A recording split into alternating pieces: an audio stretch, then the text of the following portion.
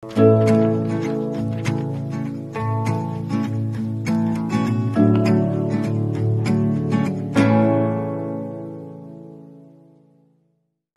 po tayo ng seafoods pasta. Ayan, i-ready na natin ang garlic at saka onion, pagkatap, and then paprika, red and yellow. Then shrimp. Ayan ang ating shrimp, mataba. Ito naman ang ating squids, ay poset. Ito naman ang ating tahong. O, diba guys? Yummy ang ating spaghetti. Ayan, may sausage din. Japanese sausage po yan. So, ito na-ready na natin ang ating kawali. Maliit lang yung ginamit kong kawali. And then, nilagay ko na yung mantika or oil. Pagkatapos, syempre naman, ilagay natin yung garlic. So, guys, lutuin natin until brown. Mas maganda kasi na mag-brown yung ating garlic para mabango. Kasi, guys, lumalabas po yung amoy pag lutong-luto yung ating garlic. Pag medyo brownish na siya. Masarap kasi lalong masarap. Ayan, so brown na diba? Nilagay naman natin ang ating onions. Siyempre hindi mawawala yung onions. So haluin lang natin hanggang medyo maluto na po siya ng konti. Saka ilagay naman natin ang ating sausage. Ayan po guys. Masarap po ang sausage dito sa Japan. So, ayan. Pagkatapos, lutuin lang natin saglit. After natin maluto ang sausage, ilagay naman natin ang ating seafoods na shrimp at saka squid. So, ayan. Looks so yummy na diba? Ang daming mga ingredients natin. Kaya, so, lalagyan natin ng salt and pepper. Kayo na po mag-control sa dami kasi ako talaga hindi ako nagtatakal, hindi ako nag-aano ng ilang gramo mga ganyan. So ayan, nilagyan din natin siya ng soy sauce. Ako naman nasanay ako magluto ng soy sauce ng Japan kasi hindi ko kayang kontrolin pag Philippines kasi hindi ko kapa ang lasa. So ayan, mekos-mekos natin yan. Pag na-mix na natin ng konti, ayan guys, mix lang muna natin. Pagkatapos nating ma-mix yan, takpan muna natin kahit saglit. Ayan, ready ko na siya.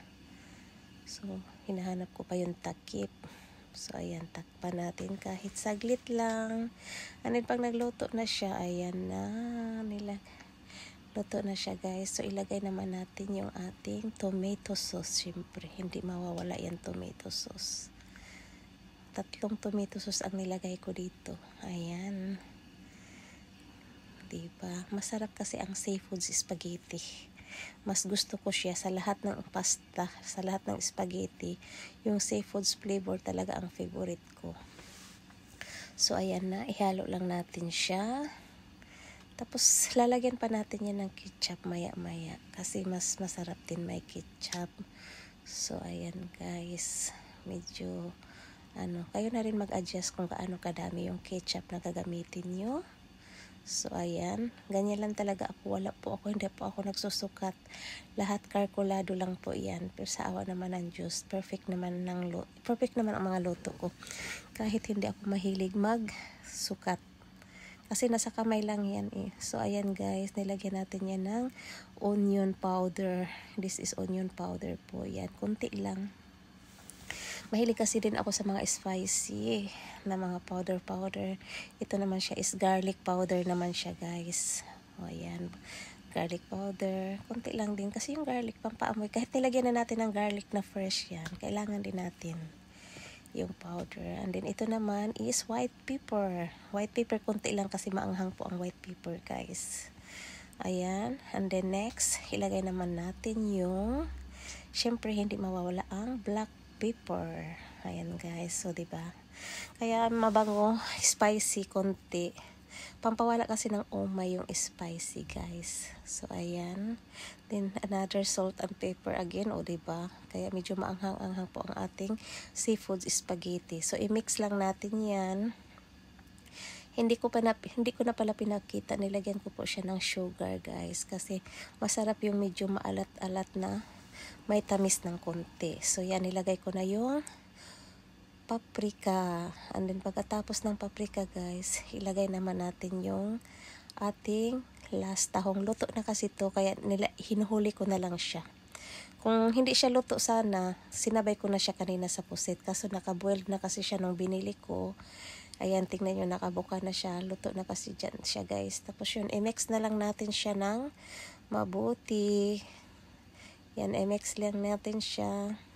O diba, maliit lang talaga yung kawali na ginagamit ko. Kasi kung lakihan ko, lumusot pa.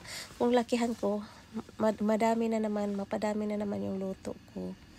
Kaya nasasayang din. Ay, nilalagyan ko pang konting soy sauce kasi alam ko talaga na medyo kulang pa yung lasa niya. So ayan, continue lang natin yung pag-mix. Parang mahuhulog na yung isa. Ayan. Oops, o diba? Cowboy lang si nanay niyo. Ayan guys, mix lang natin yan. Alam mo, double purpose to.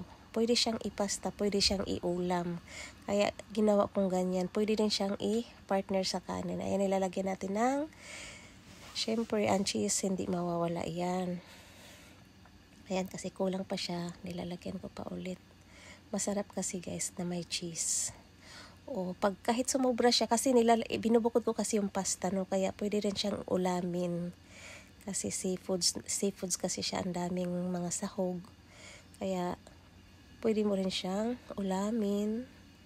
Ayan guys, so, niready ko na yung pasta kasi luto na ang ating sauce. Pasta naman ang ating lutuin. Pag nagluto kayo ng pasta, huwag yung malambot na malambot kasi hindi masarap ang spaghetti pag yung pasta natin sobrang lambot. Dapat ano lang siya, yung naghahabol yung lambot at saka yung tigas.